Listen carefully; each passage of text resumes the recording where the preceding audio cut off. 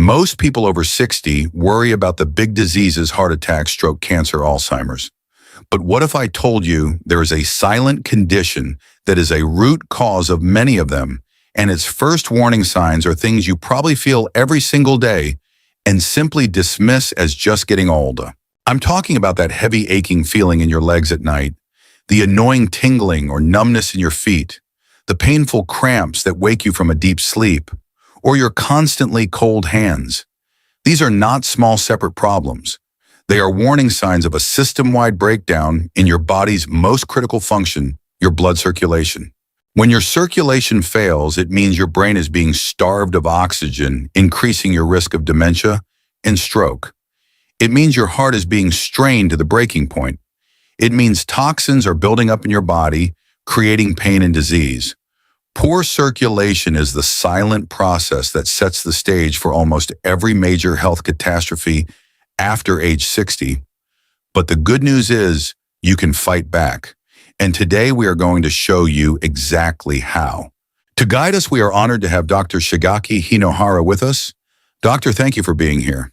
Thank you, Ben. It is so important to begin with this topic. People feel these symptoms and they feel helpless. But we are never helpless. The first step is to understand what is happening inside the body. So before we get to the solutions, why does our circulation tend to get worse as we age? It is a natural process with several parts. First, the walls of our blood vessels naturally lose some of their flexibility. They become stiffer. Second, the small valves inside our veins, which help push blood back up to the heart, can become weaker. And third, our blood can become slightly thicker. These small changes added together over years make it much harder for the heart to circulate blood efficiently to the farthest parts of the body, like our feet and our brain. That makes perfect sense. And that's why these warning signs appear. Let's walk our viewers through the 6 most common warning signs so they can learn to listen to their bodies. Doctor, what is the first sign people usually notice? The very first is often numbness and tingling in the legs and feet.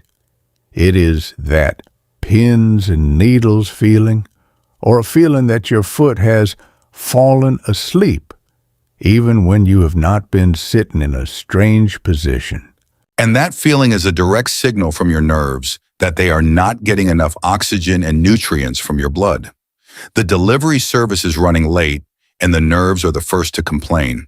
The second sign is very common, constantly cold feet. Even in a warm room under a blanket, the feet remain cold to the touch. This is because blood is what carries our body heat. If not enough warm blood is reaching your feet, they will be cold. The third sign can be very painful, frequent muscle cramps, especially in the calves at night. That sharp, seizing pain happens when the muscles are not getting enough oxygen and cannot properly flush out waste products like lactic acid.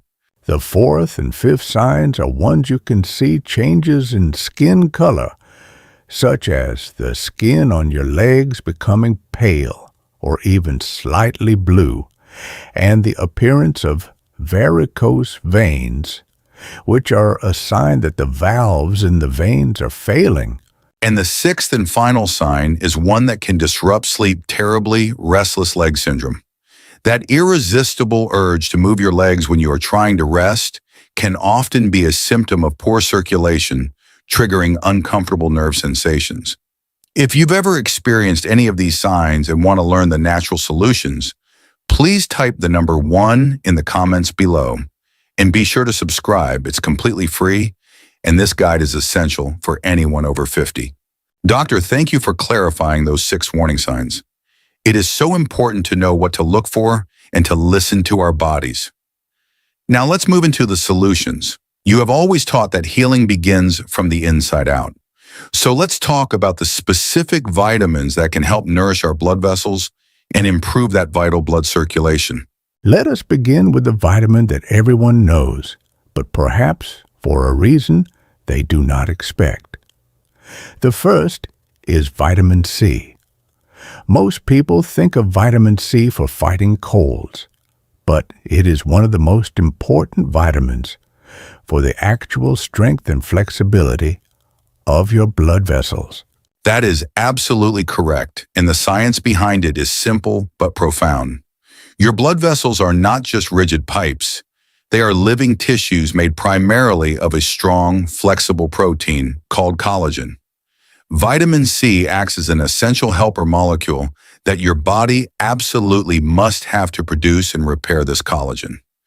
Without enough vitamin C, your body cannot build strong vessel walls. They can become weaker and more prone to damage over time. It's like trying to build a strong brick wall with weak, crumbling mortar. A very good way to explain it. And the best way to get this vitamin is not from a big bottle of pills, but from your daily food. The sources are wonderful, delicious, and easy to find. Of course, there are citrus fruits like oranges, lemons, and grapefruits. But you can also find even more vitamin C in kiwis, strawberries, and red bell peppers.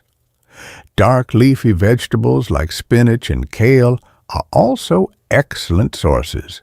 It's amazing how nature provides these powerful healing tools in such simple, beautiful foods. It really is a blessing to have this pharmacy available to us in any grocery store.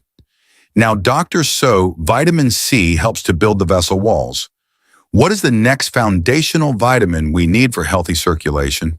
The next vitamin is one that is often overlooked, but it is absolutely critical for the health of our arteries.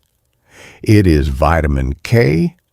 It has two very important and very different jobs that are essential for good circulation. Let's break down those two jobs because they are fascinating, and most people only know about one of them. First, as some people know, vitamin K is essential for proper blood clotting. It helps your body create the proteins that stop you from bleeding excessively when you get a cut. You need the system to be in perfect balance. But the second job is the one that is a secret to most people.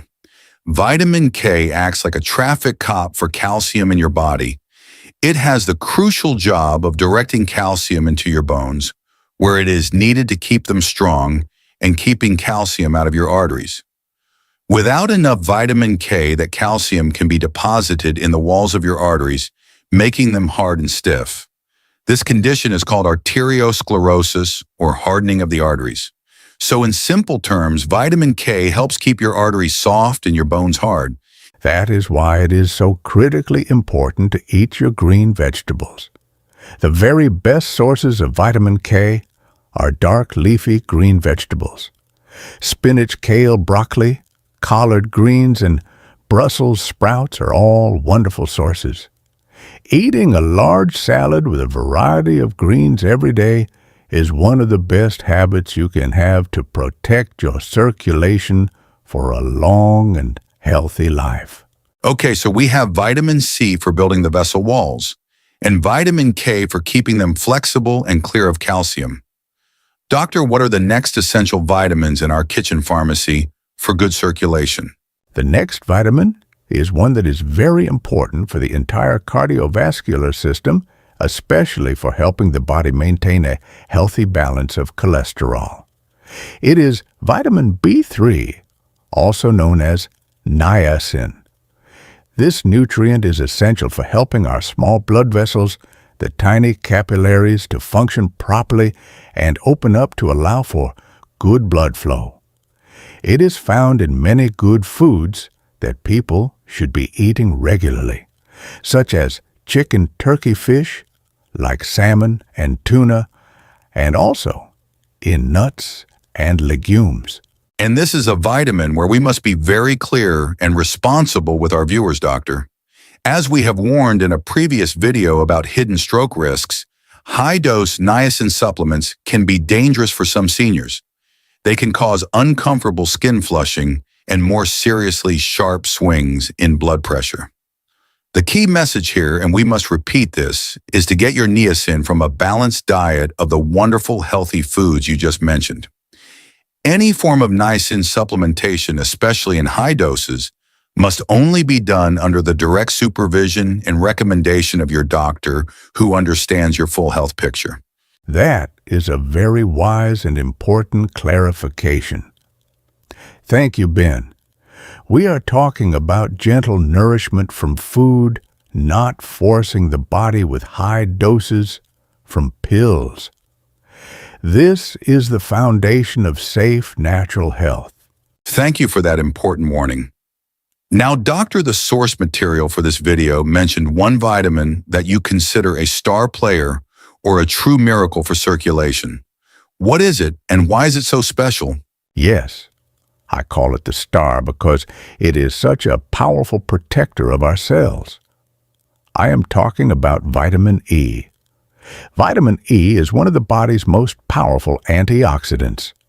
Its primary job in the body is to protect the delicate membranes of our cells, including the cells that make up the lining of our blood vessels, from damage caused by oxidative stress.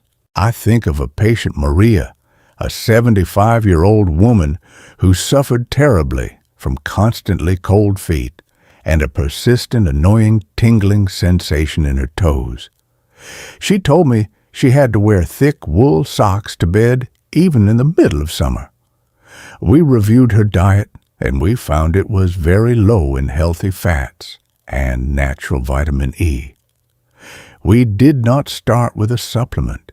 We started with food. We made 2 simple additions to her daily diet: a small handful of sunflower seeds, which are very rich in vitamin E, to sprinkle on her morning oatmeal, and half an avocado with her lunch salad. After 2 months of these simple, consistent changes, she came back to my office. She was smiling. She told me, for the first time in years, my feet are warm. The tingling had also significantly improved. It was a remarkable change that came from a very simple addition of the right foods. That's an incredible story, and it perfectly shows the power of getting our nutrients from food first. And again, like with niacin, we must be extremely clear and responsible about vitamin E supplements. Getting this vitamin from foods like nuts, seeds, spinach, and avocado is wonderfully safe and highly beneficial. However, high-dose vitamin E supplements can act as a blood thinner. As we have warned our viewers in the past, if you are taking any blood-thinning medication, from a daily baby aspirin to prescription warfarin or Plavix, taking a high dose, vitamin E supplement can be very dangerous and can increase your risk of bleeding. The message is consistent: always get your nutrients from your food first, and never take a high-dose vitamin supplement without first speaking with your doctor. This balanced information focusing on food as the first and best medicine is so important. It's a privilege to share this responsible health advice with our community around the world. To help us see our global community, please let us know what city, state, or country you're watching from. It is truly a blessing to connect with all of you. We have now nourished the body from the inside with the important vitamins from our food. Now we must help the body to use that nourishment effectively. This brings us to our final section, the 5 simple daily habits that actively improve your blood circulation. These are the actions you can take starting today. So after we focused on nutrition, we focus on action. What is the first and simplest habit, Doctor? The first habit is perhaps the easiest and most relaxing. It is leg elevation. At the end of the day, especially if you have been sitting or standing for a long time, I advise you to lie down and elevate your legs so they are higher than the level of your heart. You can rest your legs on a stack of 2 or 3 pillows or even up against a wall. Do this for 15 to 20 minutes. This uses the simple power of physics, and it's so effective. You are using gravity to help your body. It makes it much easier for the veins in your legs to return blood, and fluid back up to your heart, which can immediately help to reduce swelling pressure and that heavy aching feeling. The second habit is a simple exercise you can do at any time, anywhere. It is walking on your tiptoes. You can do this for just 1 or 2 minutes while you're in the kitchen, or if that is difficult, you can simply stand in place, hold on to a counter for balance, and rise up and down on your tiptoes 20 times. This is a powerful way to activate what medical professionals call the calf muscle pump. Your calf muscles are often called your second heart for a very good reason. Every time you contract them by rising on your tiptoes, you squeeze the large veins in your lower legs, which powerfully pushes the old blood back up towards your heart. The third habit is an ancient technique that is very refreshing. It is a cool water rinse on the legs. At the very end of your normal warm shower, turn the water temperature to cool, not ice cold, just cool, and let the stream of water run over your legs and feet for about 30 seconds. Always start at your feet and move the water upwards towards your knees. This creates a process that some call vascular gymnastics. The cool water causes the surface blood vessels to constrict or tighten. Then when you get out and your legs warm up again, they dilate or open back up. This process of constricting and dilating is like a gentle exercise for your blood vessels, which helps to improve their tone and elasticity over time. The fourth habit is a gentle leg massage. Using a small amount of oil or cream to reduce friction, you should always massage your legs with upward strokes. Start at your ankles and move up towards your knees. The pressure should be gentle but firm. You are manually helping to push the stagnant fluid and blood back up towards the heart. This is very effective for stimulating what is called lymphatic drainage. It helps your body clear out the excess fluid and waste products that can collect in the tissues of your legs, which is what causes that heavy swollen feeling. And finally, the fifth and most important habit of all. It is the foundation that supports everything else. You must have regular physical exercise. The best, simplest, and safest exercise for circulation is walking. If you are able, you should aim for at least 30 minutes of walking on most days of the week. Absolutely, regular exercise strengthens your heart, which is your body's main pump. It helps keep your blood vessels flexible and responsive. It helps your body control weight, blood pressure, and blood sugar, all of which are critical for a healthy circulatory system. And it is a wonderful opportunity each day to be grateful for the gift of movement and for the body that allows us to experience the world. It is a habit that nourishes both the body and the spirit. Doctor, this has been an incredibly complete and empowering guide. You've given our viewers a clear 3-part plan. First, understand the warning signs of poor circulation. Second, nourish the body with the right vitamins from food.